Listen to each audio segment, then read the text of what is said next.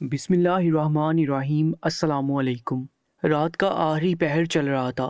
ایسے میں اپنی نیند کی پرواہ کیے بغیر سلطان صلاح الدین ایوبی رحمۃ اللہ علیہ اپنا بیس بدل کر گلیوں کا گشت کر رہے تھے تاکہ معلوم ہو سکے کون سی رعایا کس حال میں موجود ہے۔ ان کے ساتھ ان کا خاص وزیر بھی موجود تھا۔ وہ لوگ بہت خاموشی کے ساتھ ہر گلی کوچے کا چکر لگا رہے تھے کہ اچانک سے ایک گھر سے چند عورتوں کے رونے کی آوازیں آنے لگی۔ سلطان صلاح الدین ایوبی رحمۃ اللہ علیہ یکدم ہی چوکنا ہو گئے اور اس گھر کے قریب کھڑے ہو کر اندر کا حال جاننے کی کوشش کرنے لگے، لیکن عورتیں کچھ بول نہیں رہی تھیں، بس مسلسل روئے جا رہی تھی۔ سلطان صلاح الدین ایوبی رحمۃ اللہ علیہ کافی دیر تک وہیں کھڑے رہے، پھر کچھ سوچ کر اپنے وزیر کے ہمراہ واپس محل آ گئے۔ صبح ہوتے ہی انہوں نے اپنے سپاہیوں کے ہمراہ اس عورت کے گھر پہ پیغام پہنچایا تھا کہ سلطان صلاح الدین ایوبی انہیں دربار میں طلب کر رہے ہیں۔ وہ عورت کافی زیادہ گھبرا گئی، لیکن سلطان کا دعوت نامہ کسی طور پر بھی ٹھکرا نہیں سکتی تھی۔ وہ فوراً ہی تھوڑی دیر بعد دربار کے وقت ہی سلطان کی عدالت میں پیش ہو چکی تھی۔ سلطان صلاح الدین ایوبی رحمۃ اللہ علیہ اپنی نشست پر ایک شان سے براجمان تھے۔ انہوں نے آج کافی سارے لوگوں کو روک دیا تھا، کیونکہ آج وہ صرف اس عورت کا مسئلہ سب سے پہلے حل کرنا چاہتے تھے۔ اس سے معلوم کرنا چاہتے تھے کہ وہ اتنا زاروں کی طرح کیوں رو رہی ہے۔ وہ عورت ڈری سہمی سلطان کی عدالت میں کھڑی ہوئی تھی۔ تمام درباری تجسس کا شکار تھے کہ آج سے پہلے ایسا کبھی نہیں ہوا کہ سلطان نے رعایا کے آنے والے لوگوں کو چند وقت کے لیے ٹھہرا دیا ہو اور کسی اور کا مسئلہ حل کر رہے ہوں۔ تمام درباری اس عورت کو بہت گہری نگاہوں سے دیکھ رہے تھے۔ یہی حال رعایا کے آئے ہوئے لوگوں کا بھی تھا۔ سلطان صلاح الدین ایوبی رحمۃ اللہ علیہ نے اس عورت کی جانب دیکھا اور بلند آواز میں کہنے لگے، اے بلی عورت، ہمیں یہ بتاؤ کہ رات کے پہر تم اور تمہارے گھر کی عورتیں تیز آواز میں کیوں رو رہی تھی؟ آخر تمہارے یہاں کون سا مسئلہ درپیش آیا ہے جو تم لوگوں کو رونے پر مجبور کر رہا ہے؟ وہ عورت خاموش تماشائی کی طرح کھڑی ہوئی تھی۔ اس نے ابھی تک اپنا سر اٹھا کر سلطان کی جانب نہیں دیکھا تھا۔ انہوں نے ایک بار پھر بلند آواز میں اس عورت سے پوچھا، اے عورت بولو، آخر کیا بات ہے؟ ہم تمہارا مسئلہ ہر حال میں حل کریں گے۔ اس عورت نے سلطان کی جانب دیکھا اور کہنے لگی، سلطان معظم، میں آپ کو اپنا مسئلہ بتا دوں گی، لیکن اس کے بعد میری عزت ٹکے کی بھی نہیں رہے گی۔ سلطان نے یہ بات سنی تو وہ کہنے لگے، تم بے فکر ہو کر اپنا مسئلہ ہمیں بتا سکتی ہو، کسی میں جرأت نہیں ہے کہ تمہاری عزت کے بارے میں کوئی بھی غلط الفاظ استعمال کرے۔ سلطان کا مان بھرا لہجہ سن کر وہ عورت روتے ہوئے کہنے لگی، سلطان معظم، مجھے غریب عورت کے پاس صرف ایک عزت ہی تھی جو ایک لڑکے نے خراب کر دی۔ ان کی اس بات سے پورے دربار میں سانپ سونگ گیا تھا۔ سب لوگ حیرت سے اس عورت کو دیکھنے لگے تھے۔ وہ مزید کہنے لگی، آج کل تو بھلائی کا دور ہی نہیں رہا، جو بھی بھلائی کرنے کی کوشش کرتا ہے لوگ اس کو ہی دھوکہ دے دیتے ہیں۔ سلطان نے الجھے ہوئے انداز میں اس عورت کی جانب دیکھتے ہوئے پوچھا، ہم تمہاری باتوں کا مطلب سمجھ نہیں پا رہے، تمہاری عزت کس نے خراب کی ہے اور کس نے تمہیں دھوکہ دیا ہے؟ وہ عورت کہنے لگی، سلطان معظم، میری 4 بیٹیاں ہیں اور چاروں ہی خوبصورت جوان ہیں۔ ایک روز ایک 16-17 سال کا لڑکا میرے گھر کی دہلیز پر آیا اور زاروں کی طرح رونے لگا۔ کہنے لگا، اماں، میں 4 دن سے بھوکا ہوں، میں نے کچھ نہیں کھایا، مجھے تھوڑا سا کھانا دے دو۔ میری بڑی بیٹی کو ترس آ گیا، اس نے گھر کے اندر سے ایک روٹی اور تھوڑا سا سالن اس کو دے دیا۔ وہ ہمارے دروازے پر ہی بیٹھ کر کھانا کھانے لگا۔ اچانک ہی اس کو بہت برا پھندا لگا، جس کی وجہ سے ہم اندر بیٹھے لوگ بھی گھبرا گئے۔ میری سب سے چھوٹی بیٹی گھبراہٹ کے اندر اس لڑکے کو گھر میں لے آئی اور پانی وغیرہ دینے لگی۔ اچانک ہی مجھے اتنا زور سے چکر آیا کہ میں وہیں پر بے ہوش ہو گئی۔ میرے ساتھ موجود میری 4 بیٹیوں کا حال بھی مجھ سے مختلف نہیں تھا، وہ لوگ بھی چکر کھا کر وہیں گر گئی، اور جب ہم لوگ چند گھنٹے بعد اٹھے تو میری 4 بیٹیوں کا حال برا تھا۔ وہ 16-17 سال کا دکھنے والا لڑکا میری معصوم بیٹیوں کی عزت لوٹ کر جا چکا تھا، جبکہ سلطان صلاح الدین ایوبی رحمۃ اللہ علیہ اس عورت کی بات سن کر حیرت زدہ تھے۔ 16-17 سال کا لڑکا ایسی حرکت کیسے کر سکتا تھا؟ انہوں نے فوراً ہی اپنے وزیر کو حکم دیا کہ چھاپا مارو اور جاسوسوں کو اعلان کر دو کہ کوئی لڑکا رعایا میں آیا ہے اور وہ گھروں میں گھس کر لوگوں کی عزت لوٹ رہا ہے۔ فوراً ہی اسے حراست میں لے کر سلطان کی عدالت میں پیش کیا جائے۔ سلطان کا حکم فوراً ہی بجا لایا اور ان کے چھاپا ماروں کو حکم دے دیا گیا۔ تھوڑے ہی وقفے بعد اس لڑکے کو ان کے چھاپا ماروں نے پکڑ لیا تھا اور سلطان کی عدالت میں پیش کر دیا گیا۔ سلطان صلاح الدین ایوبی رحمۃ اللہ علیہ اپنی نشست پر بیٹھے کافی اضطرابی کیفیت کا شکار تھے، کیونکہ انہیں بالکل بھی سمجھ نہیں آ رہا تھا کہ ایک 16-17 سال کا لڑکا ایسی حرکت کیسے کر سکتا ہے۔ اور جب انہوں نے اس لڑکے کو دیکھا تو وہ حیرت زدہ رہ گئے، کیونکہ وہ واقعی جسامت کے لحاظ سے بھی کافی چھوٹا محسوس ہو رہا تھا۔ اس کا چہرہ دیکھ کر کوئی بھی اس بات پر یقین نہیں کر سکتا تھا کہ یہ انسان ایسا کام کر سکتا ہے۔ وہ لڑکا بہت خاموشی کے ساتھ ادب سے دربار میں کھڑا ہوا۔ سلطان صلاح الدین ایوبی اس لڑکے کو بہت گہری نگاہوں سے دیکھ رہے تھے۔ ایک کونے میں ہی وہ عورت غصے بڑی نگاہوں سے اس لڑکے کو گھور رہی تھی۔ سلطان نے اس کی جانب دیکھا اور گرجتے ہوئے کہنے لگے، اے چھوٹے نوجوان لڑکے، تمہیں شرم نہیں آئی کسی کی بہن بیٹی کی عزت لوٹتے ہوئے، جبکہ تمہارے ساتھ ان لوگوں نے ہمدردی کی، بدلے میں تم نے ان کے ساتھ کیا کیا؟ وہ لڑکا کچھ بھی نہیں بول رہا تھا، بس سر جھکائے خاموشی کے ساتھ کھڑا ہوا تھا۔ سلطان ایک بار پھر گرجتے ہوئے کہنے لگے، اگر تم نے اپنی صفائی میں کچھ نہیں کہا تو تم جانتے ہو کہ تمہیں سریعام پھانسی دے دی جائے گی۔ لیکن اس کے باوجود بھی وہ لڑکا خاموش تھا۔ سلطان نے ایک نظر اس بوڑھی عورت کو دیکھا جو آنسو بڑی نگاہوں سے اس لڑکے کو گھور رہی تھی۔ انہوں نے فوراً ہی اپنے سپاہیوں کو حکم دیا کہ اس لڑکے کو کال کوٹری میں بند کر دیا جائے اور اس کو اگلے روز سریعام پھانسی دے دی جائے۔ سلطان کا حکم فوراً ہی بجا لایا گیا اور اس لڑکے کو گھسیٹتے ہوئے وہ دونوں سپاہی کال کوٹری میں لے جا چکے تھے، جبکہ وہ بوڑھی عورت سلطان کو تشکر بڑی نگاہوں سے دیکھ رہی تھی۔ سلطان نے اس عورت کی جانب دیکھا اور کہنے لگے کہ اب آپ اپنے گھر جا سکتی ہیں، آپ کا مجرم صلاحوں کے پیچھے ہے اور کل اس کو سزا بھی مل جائے گی۔ وہ عورت سلطان کے نام کا نعرہ لگا کر ان کو ڈھیروں دعائیں دے کر وہاں سے جا چکی تھی، لیکن سلطان صلاح الدین ایوبی رحمۃ اللہ علیہ ابھی تک اسی کشمکش میں مبتلا تھے کہ ایک چھوٹا لڑکا ایسا کام کیسے کر سکتا ہے۔ انہیں بالکل سمجھ نہیں آ رہا تھا، اور اوپر سے اس کا اپنی صفائی میں کچھ نہ بولنا ہی سلطان کو ٹھٹکنے پر مجبور کر رہا تھا۔ وہ سمجھ نہیں پا رہے تھے کہ وہ یہ کام کیوں کرتا ہے۔ رات کا آدھا پہر گزر چکا تھا۔ سلطان خاموشی سے اپنی خوابگاہ سے نکلے اور ایک نظر پورے محل میں دہرائی اور قدم بہ قدم چلتے ہوئے کال کوٹری کی جانب جانے لگے۔ وزیر جو داخلی دروازے پر ہی موجود تھا، جب اس نے سلطان کو کال کوٹری کی جانب جاتا دیکھا تو وہ بھی ان کے پیچھے پیچھے چلنے لگا۔ سلطان نے ایک نظر اپنے وزیر کو دیکھا، لیکن بنا کچھ بولے وہ کال کوٹری کے اندر مڑ گئے۔ کال کوٹری میں موجود سپاہی فوراً ہوشیار ہو گئے تھے۔ سارے قیدیوں کو سانپ سونگھ چکا تھا۔ سلطان قدم بہ قدم چلتے ہوئے اس کمسن لڑکے کے پاس آئے جو گھٹنوں میں سر دیے خاموشی کی مورت بنا بیٹھا تھا۔ سلطان بالکل اس کے پاس جا کر کھڑے ہو گئے۔ جب اس نے کسی کی موجودگی محسوس کی تو اس نے اپنا سر اٹھا کر دیکھا، سامنے ہی سلطان اپنی پوری شان سے کھڑے ہوئے تھے۔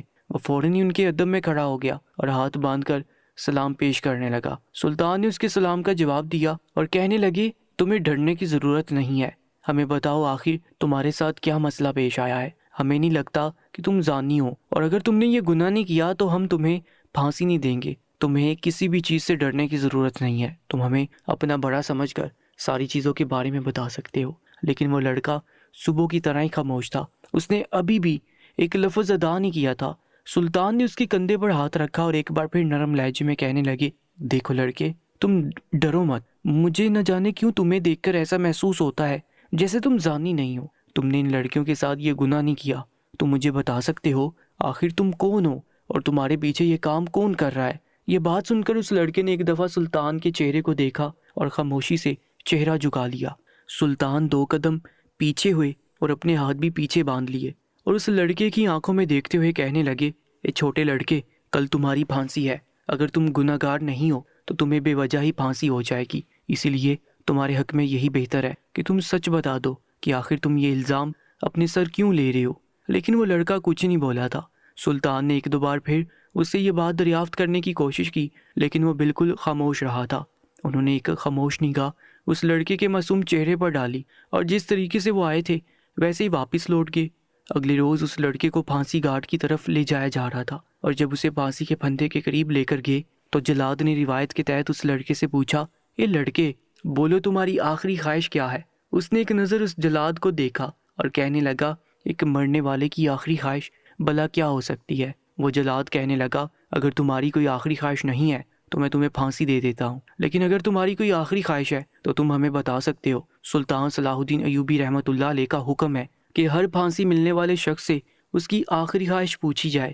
کافی دیر تک وہ لڑکا خاموشی سے جلاد کا چہرہ دیکھتا رہا، اور پھر چند لمحے بعد جو بات اس نے کہی وہاں موجود 2 سپاہی جلاد کو حیران کر گئی۔ اس لڑکے کا کہنا تھا کہ وہ آخری بار تالاب میں تیرنا چاہتا ہے، اور یہ آخری خواہش بہت انوکھی تھی۔ بہت سے لوگ آخری خواہش کے بدلے اپنے ماں باپ سے ملاقات کرتے ہیں، یا پھر بہت سا کھانا کھاتے ہیں، یا پھر کہیں گھومتے ہیں، لیکن پہلی بار کسی نے ایسی خواہش ظاہر کی تھی کہ وہ آخری بار تالاب میں تیرنا چاہتا ہے۔ یہ بات فوراً ہی سلطان صلاح الدین ایوبی رحمۃ اللہ علیہ کے گوش گزار دی گئی تھی کہ وہ بچہ تالاب میں تیرنے کی آخری خواہش ظاہر کر رہا ہے۔ سلطان نے فوراً ہی حکم دیا کہ اس بچے کی آخری خواہش پوری کی جائے، اور وہ بذات خود وہاں اس تالاب کے قریب پہنچ گئے تھے جہاں پر اس بچے کی آخری خواہش پوری کی جا رہی تھی۔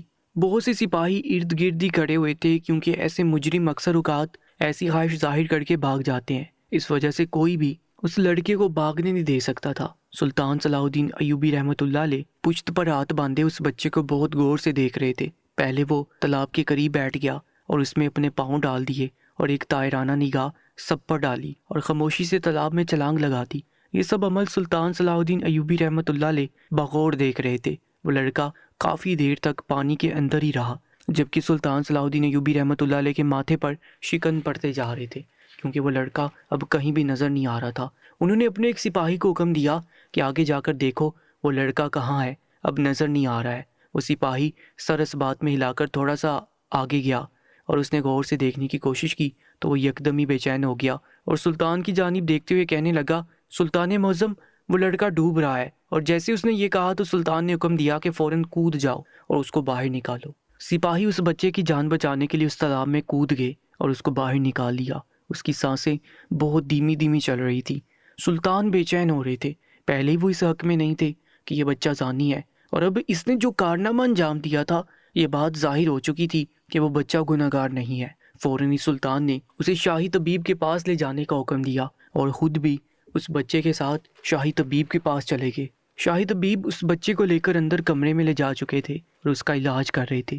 تھوڑی دیر بعد وہ اس کا علاج کر کے باہر آئے تو سلطان صلاح الدین ایوبی رحمۃ اللہ علیہ بے چینی کی حالت میں باہر ہی ٹہل رہے تھے۔ وہ طبیب سلطان کے سامنے ادب سے کھڑا ہو گیا، کہنے لگا، سلطان معظم، اس بچے کی حالت اب قدرے بہتر ہے، لیکن یہ بات مجھے سمجھ نہیں آ رہی۔ اس بچے پر الزام ہے کہ وہ زانی ہے، لیکن اس کی اتنی عمر نہیں ہے کہ وہ کسی کے ساتھ زنا کر سکے۔ وہ بہت چھوٹا ہے، اور جتنا میں اپنے تجربے کے ساتھ کہہ سکتا ہوں، اس نے ابھی تک کسی کے ساتھ بھی غلط کاری نہیں کی ہے۔ میں اس کا مکمل چیک اپ کر چکا ہوں۔ سلطان حیران ہو کر شاہی طبیب کو دیکھ رہے تھے۔ شاہی طبیب مزید کہنے لگے، سلطان معظم، مجھے لگتا ہے کہ اس بچے پر کوئی الزام لگا رہا ہے، یہ بے قصور ہے۔ آپ کو چاہیے کہ ایک دفعہ اس سے آرام سے بات کر لیں اور پتہ کرنے کی کوشش کریں، کیونکہ جہاں تک مجھے لگتا ہے اس کو غلط پھانسی دی جا رہی ہے۔ سلطان صلاح الدین ایوبی رحمۃ اللہ علیہ پہلے ہی حق میں نہیں تھے، اور اب شاہی طبیب کی بات سن کر تو انہیں مکمل یقین ہو چکا تھا۔ وہ سب لوگوں کو باہر ہی ٹھہرنے کا بول کر خود اکیلے اس کمرے میں گئے جہاں پر اس بچے کا علاج ہو رہا تھا۔ وہ آنکھیں مودے لیٹا ہوا تھا۔ سلطان صلاح الدین ایوبی رحمۃ اللہ علیہ اس کے پاس جا کر بیٹھ گئے اور دھیرے دھیرے اس کے بالوں میں انگلیاں چلانے لگے۔ جب اس نے کسی کا ہاتھ کا لمس اپنے بالوں میں محسوس کیا تو چونک کر اپنی آنکھیں کھولی۔ جب سامنے سلطان صلاح الدین ایوبی رحمۃ اللہ علیہ کو دیکھا تو خاموشی کے ساتھ اٹھ کر بیٹھ گیا۔ سلطان صلاح الدین ایوبی رحمۃ اللہ علیہ نے اس بچے کی جانب شفقت بڑی نگاہوں سے دیکھا اور کہنے لگے، جب ہم تمہیں پھانسی کی سزا دے کر تمہیں موت کی گھاٹ اتار ہی رہے تھے، تم نے خودکشی کرنے کی کوشش کیوں کی؟ آخر تم کون ہو؟ شاہی طبیب کا کہنا ہے کہ تم ابھی تک پاک ہو، تم نے کسی کے ساتھ بھی زنا نہیں کیا ہے، تو تم خود پر یہ الزام کیوں لے رہے ہو؟ آخر اس بات کے پیچھے کیا حقیقت ہے؟ اگر اب تم نے ذرا برابر بھی جھوٹ بولنے کی کوشش کی تو یاد رکھنا، ہم تمہیں پھانسی نہیں دیں گے، نہ ہی ہم تمہیں کال کوٹھی میں بند کریں گے، بلکہ ہم تمہیں 100 کوڑے پوری رعایا کے سامنے لگائیں گے۔ مرنے سے زیادہ اذیت تمہیں 100 کوڑوں کی ملے گی۔ وہ لڑکا سہمی ہوئی نگاہوں سے سلطان صلاح الدین ایوبی رحمۃ اللہ علیہ کے روشن چہرے کو دیکھنے لگا اور خاموشی سے سر جھکا کر آہستہ آہستہ اپنے اوپر گزری ساری رودات سلطان کے گوش گزار کرتی، جبکہ سلطان صلاح الدین ایوبی رحمۃ اللہ علیہ کے چہرے کے عضلات دھیرے دھیرے تبدیل ہوتے جا رہے تھے۔ جیسا انہوں نے سوچا تھا ویسے ہی اس بچے کے ساتھ ہوا تھا۔ اس نے جو بات بتائی تھی اس کو سن کر سلطان فوراً ہی غصے کے عالم میں اپنی جگہ سے کھڑے ہو گئے اور گرجتے ہوئے کہنے لگے، جو میں نے تم سے پوچھا تھا تو تم نے مجھے اس بارے میں کیوں نہیں بتایا؟ وہ بچہ خوف سے سہمی ہوئی آواز میں کہنے لگا، سلطان معظم، اگر میں آپ کو اس بات کے بارے میں بتا دیتا تو میری معصوم بہن کے ساتھ بہت برا ہونا تھا۔ وہ لوگ میری بہن کو کہیں کا بھی نہیں چھوڑتے۔ اس بچے کا کہنا تھا کہ وہ یہ کام اکیلا نہیں کر رہا، اس کے پیچھے ایک پورا گینگ ہے۔ وہ لوگ 5 بندوں پر مشتمل ہیں، ان کی عمر 26 سال سے شروع ہو کر 40 سال پر ختم ہو رہی ہے۔ وہ لوگ یہ کام کسی منصوبے کے تحت نہیں کرتے، بلکہ وہ لوگ یہ کام اپنے مزے کے لیے کرتے ہیں۔ وہ لڑکا مزید کہنے لگا، سلطان معظم، ان لوگوں نے مجھے ایک مہرہ بنایا ہوا ہے۔ وہ لوگ پہلے ساری تحقیقات اکٹھی کرتے ہیں اور معلوم کرتے ہیں کہ کس گھر کے اندر جوان خوبصورت لڑکیاں موجود ہیں۔ اس کے بعد یہ لوگ مجھے اس گھر کے پاس بھیج دیتے ہیں۔ کبھی مجھے بیکاری بنا کر لوگوں کے سامنے پیش کرتے ہیں تو کبھی بیچنے والا بنا دیتے ہیں۔ میں نے اس کام سے بہت بار انکار کرنا چاہا، بہت بار فرار ہونا چاہا، لیکن لوگوں نے میری 4 سالہ بہن کو یرغمال بنایا ہوا ہے۔ جب جب میں اس کام سے فرار ہونا چاہتا تھا، وہ لوگ میری بہن کو مار دینے کی دھمکی دیتے اور مجبور ہو کر مجھے لوگوں کے گھر کے سامنے جا کر ان لوگوں کو گمراہ کرنا پڑتا۔ سلطان صلاح الدین ایوبی رحمۃ اللہ علیہ اس لڑکے کی باتوں کو بہت غور سے سن رہے تھے، اور اس کے بعد وہ یکدم ہی گرجتے ہوئے کہنے لگے، تو تم نے اس بارے میں ہمیں پہلے کیوں نہیں بتایا؟ جب ہم تم سے اس بارے میں مسلسل پوچھے جا رہے تھے تو تم ہم سے اس بات کو کیوں چھپا رہے تھے؟ وہ کہنے لگا، سلطان معظم، اگر میں آپ کے سامنے ان لوگوں کا نام لے لیتا تو فوراً ہی آپ اپنے سپاہیوں کے ذریعے انہیں گرفتار کروا لیتے، اور اس کے پیچھے سے وہ لوگ میری معصوم بہن کو مار دیتے۔ اسی ڈر کی وجہ سے بس آپ کے سامنے کچھ نہیں بول رہا تھا۔ سلطان نے یہ بات سنی تو وہ کہنے لگے، اگر تمہیں اپنی بہن کی اتنی فکر ہے تو تم خود کو ختم کیوں کر رہے ہو؟ اگر تم مر گئے تو وہ لوگ تو تمہاری بہن کو بھی ختم کر دیں گے، تمہاری بہن تو اس کے بعد ان کی کوئی کام کی نہیں رہے گی۔ وہ لڑکا یہ بات سن کر کہنے لگا، سلطان معظم، آپ درست فرما رہے ہیں، مجھے اس بات کا احساس ہو چکا ہے کہ میں اپنی بہن کو اب بچا نہیں سکتا، اور اپنی بہن کی وجہ سے میں مزید بہن بیٹیوں کی عزت بھی خراب ہونے نہیں دے سکتا۔ میں اگر مر گیا تو مجھے کوئی غم نہیں رہے گا کہ پیچھے میری بہن کے ساتھ کیا ہو رہا ہے، اور اگر میں زندہ رہا تو مجھے اس بات کا ملال ہوتا رہے گا کہ میں حیات ہوں اور ان درندوں نے میری بہن کو مار دیا۔ خودکشی چننے کا مقصد صرف یہی تھا کہ میں بے قصور ہوں، اور میں بے قصور ہو کر کسی سزا کی بھینٹ نہیں چڑھنا چاہتا تھا، اس لیے میں نے یہی سوچا کہ بے عزتی والی موت سے بہتر خودکشی ہے۔ سلطان صلاح الدین ایوبی رحمۃ اللہ علیہ کافی دیر تک یکٹک اس لڑکے کو دیکھتے رہے۔ وہ یہ سب باتیں بھول کر خاموشی سے سر جھکا چکا تھا۔